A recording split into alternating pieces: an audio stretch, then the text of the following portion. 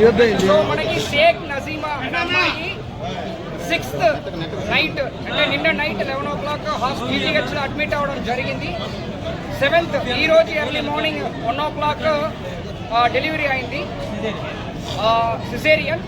So మనకి around 2:15కి ఒక అమ్మాయి వచ్చి నాకు పాప ఇవ్వండి, చూడడానికి బాగుంది, నా హస్బెండ్ దగ్గర చూపిస్తానని చెప్పడం వల్ల ఎవరు షేక్ నజీమా ఉన్నారో వాళ్ళు పాపని ఇచ్చేశారు.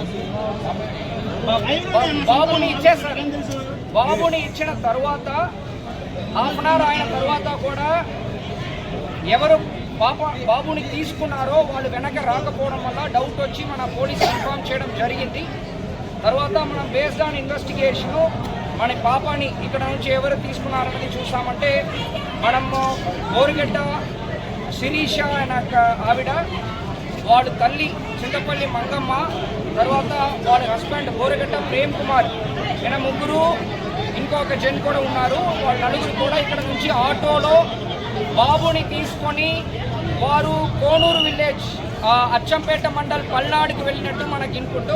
అంటే మనం దీన్ని దర్యాప్తులు చేస్తాము, దర్యాప్తులు మనం అన్ని చెప్పలేము కాబట్టి ఎలాగా చేస్తామని పక్కన పెట్టామంటే వితిన్ 2 hours వీళ్ళు ఎలాగా తీసుకొని వెళ్ళారు అన్ని ఐడెంటిఫై చేస్తూ పల్నాడు పోలీస్ సపోర్ట్తో పాటు వితిన్ మనకి 2.5 hours మన బాబుని, చిన్న పాపని మనం సేవ్ చేయడం జరిగింది.